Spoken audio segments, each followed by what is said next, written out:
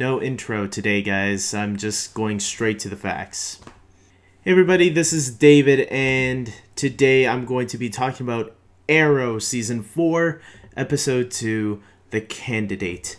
And The Candidate, from what the title is talking about, is a friend of Oliver and Thea's parents named Jessica Danford, I believe it was, and she wants to run for mayor. She comes to Oliver's, and Thea's place and tells them, "Hey, look, I was a friend of your parents." They already clearly Oliver and Thea knew these people, and yeah, she just says, "I want to run for mayor. I want to be a symbol of hope or something like that for the city to believe in someone again." And yeah, so that's what pretty much the large part of the episode is about. And obviously someone's trying to kill her because, the previous mayors have been murdered before in the past. And, Oliver and his team are trying to protect her throughout. And I'm going to admit this up front. I really like this episode a lot. I thought, wow, this is what I wish we would have gotten back in season 3, in the second half of season 3, because I really enjoyed the first half, and the second half kind of fell apart with the story that they were trying to tell. And yeah, I really enjoyed this one all the way through. I think I even enjoyed this a little bit more than the Flash's last 2 episodes, which I've also enjoyed.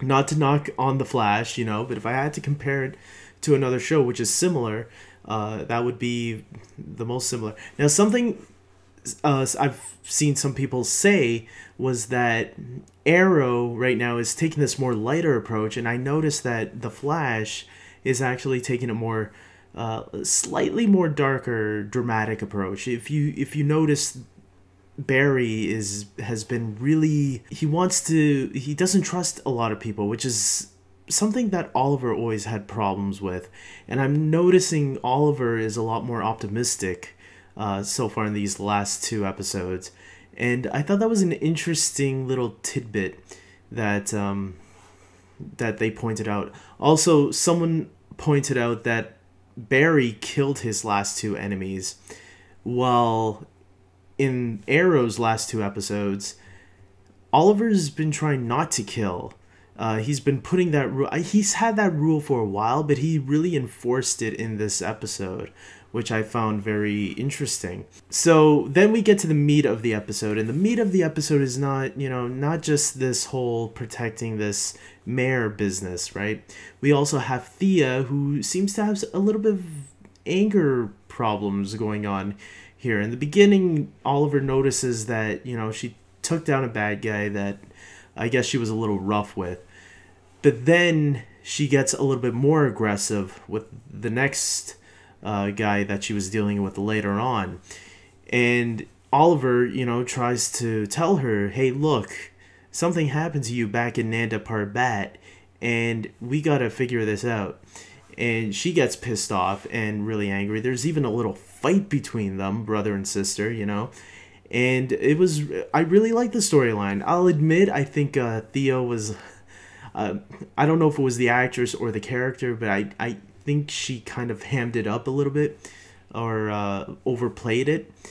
And, but for the most part, I liked the storyline, what they were doing with Thea, that, the Lazarus Pit has kind of, the effects of the Lazarus Pit are starting to come to frustration. So, and then even especially at the end there, when she's fighting Anarchy, who is the villain of the story, she puts him on fire, and it's like, holy cow, she almost burned this guy to death. And yeah, so all that stuff, I was really enjoying all that stuff. I thought it was really cool. So while Thea is learning about all this stuff about Nanda Parbat, Laurel starts asking some questions from Thea. And when she learns about this, knows that this Lazarus Pit has brought Thea back to life, it starts getting her ideas. And we know a certain someone is coming back this season. I don't know if they spoiled it unintentionally. It would have been nice if it was a surprise, but Sara is obviously coming back, because at the very end there, we saw Laurel and Thea at Sara's grave site. and digging her up. And that was a little bit of a creepy image too, seeing Sarah's face all, you know what I'm talking about. It looked creepy. That's what I'm going to say. I'm going to leave it at that. And so that's going to be interesting for next week. And we know Constantine is supposed to be coming very soon. I believe he's supposed to be coming in episode 5. So that should be interesting.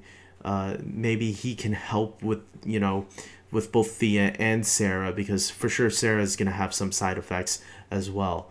Unless she's more stronger-willed than Thea, I have no idea. We're going to find out. Also, we got to see a little bit of tension between Damien Dark and Anarchy. Anarchy is working for Damien Dark, but clearly he's not doing things the way Damien Dark wanted him to do. And yeah, so we see a little friction there between, like, okay, Damien doesn't have full control over this guy. This guy's clearly rebelling, and it looks like we might even see this guy again because he escaped. So yeah, I thought all that stuff was really cool too. We also got a little bit of Felicity running Palmer Industries, I guess, because Ray Palmer had apparently died at the end of last season after that huge explosion. And Felicity, she's struggling with the place because she's, she had to fire a couple of people because business ain't going as well as she had hoped. And thankfully, she has this character named Curtis Holt, who, if you know the comics, he becomes Mr. Terrific. Now, I don't know too much about Mr. Terrific, so I'm not going to go into too much on that. But I will say I really like the character. I think he seems like a really good character so far. And I know they're planning on making him gay, so that should be interesting. A new dynamic to a superhero. It's something that I don't think a lot of shows or movies have done yet. And so to add this little detail to this character, I'm glad they're not overplaying it. I'm glad they're like, it is what it is. Let's do this. Something that I think Gotham does completely wrong.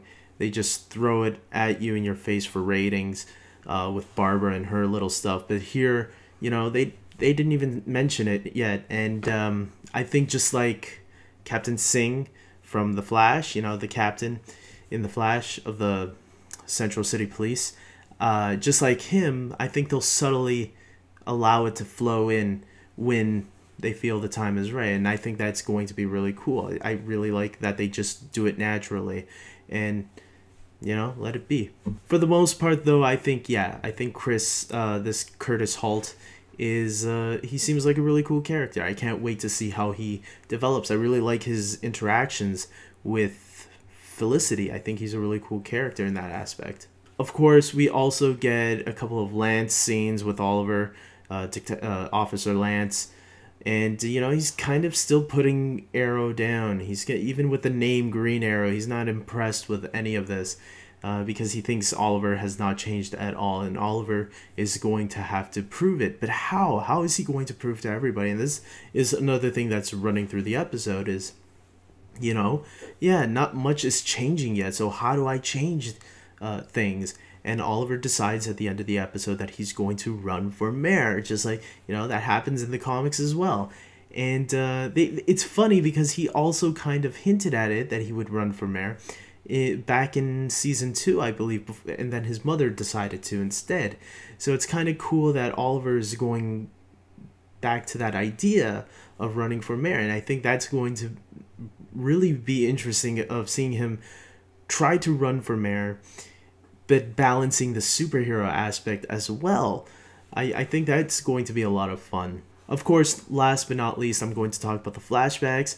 So for the flashbacks, it's not giving us much, but I'm intrigued by it. I like what's going on. I'm liking to seeing where this is going. And, he meets these people on the island, and he thinks they're going to rescue him, but they don't. Instead, they want Oliver to work for him. And what happens? We see Oliver being a little aggressive. It's really cool because while Oliver is trying to change now in the present day, in the past, we see how he's becoming what he will be in season 1, which I think is a great contrast right now. And I'm really intrigued by the flashbacks this season.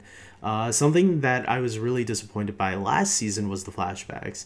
So now that the flashbacks are interesting again, I'm telling you, I'm really excited about Arrow right now, because this seems like a lot of great stuff that's going to be happening throughout.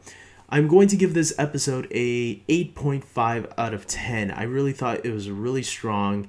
I hardly have any negative things to say about this episode, just like minor things, like things that I probably poked fun at during the episodes, like when Thea was being aggressive to the bum.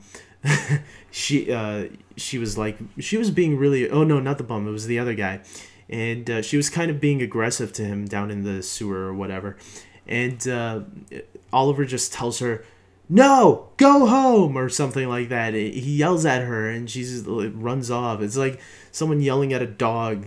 "No, bad dog, go." Anyways, there were little things like that that made me laugh and that I thought was a little corny or whatever. But other than that, I thought this was a really strong episode, a lot of fun. I'm really having a good feeling about Arrow this season. So hopefully Arrow and The Flash will continue to impress me, because I love both of these shows. And when they hit it right, they hit it right. And this is an episode that definitely hit it right, and just like The Flash last night. So I'm really enjoying both of these shows. And Arrow, you're doing good, man. Don't let me down. Show me that you learned from your mistakes last season. I like where this is going. So until next week, guys, I can't wait, and I hope you guys join me. So subscribe to my channel if you haven't, like my video, and don't try not to dislike it, but if you have to, if you think my video sucks, whatever, it's your opinion, but I prefer you to like this video. And until next time, take care.